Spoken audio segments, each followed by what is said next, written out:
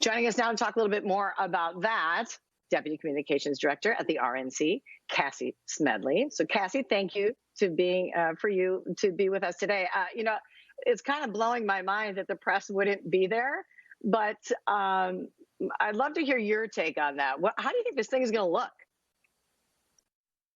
You set up there perfectly. As we've learned anything with this convention planning process, the latest news is often no longer the latest news. So as That's we right. heard from our chairwoman yesterday, there is a plan underway to make sure that we can have at least a camera in the room.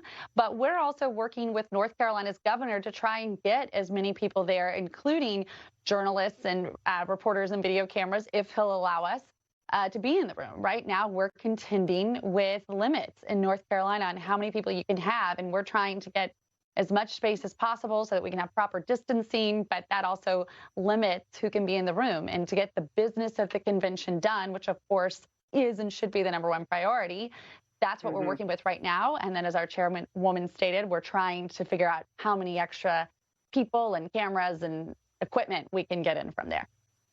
Yeah, sure. It ends up being a lot of stuff. In fact, though, we're hearing only 336 delegates will vote this year on behalf of the more than 2,500 official delegates.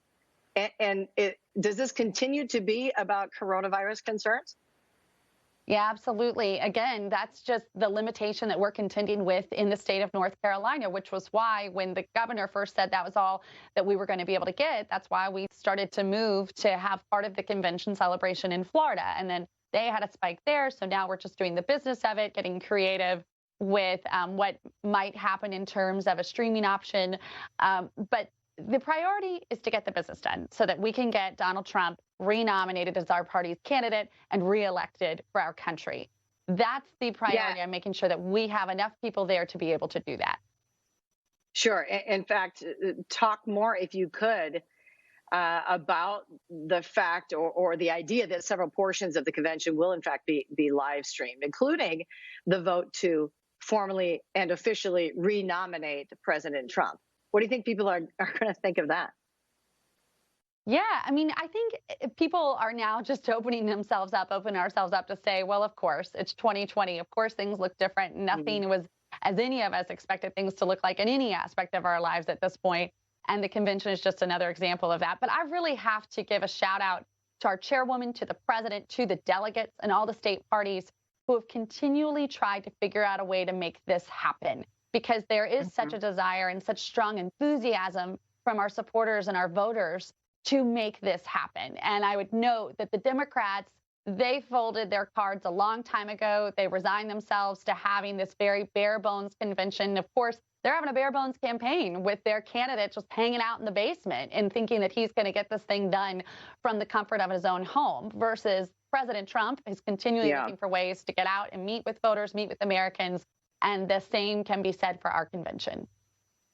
Hey, when you talk about new ways of doing things, I'm anchoring a show from my living room right now as we speak. So yes, I think people are ready for some of this new technology to get things done as they need to in these current times.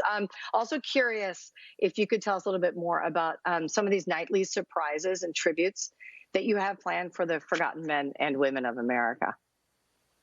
Yeah, well, that's a lot of what the campaign is working on and with the president directly and his team. So I really don't have too much that I can get ahead of them on there. But again, there is great enthusiasm not only to have some semblance of what we think of in terms of a convention, even if it is virtual or even if it is done more through online programming versus all in the arena that we're used to seeing.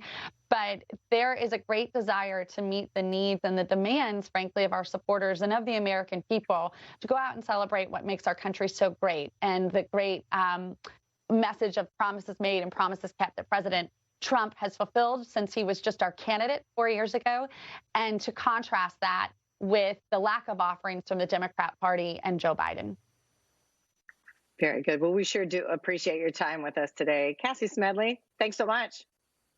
Thank you.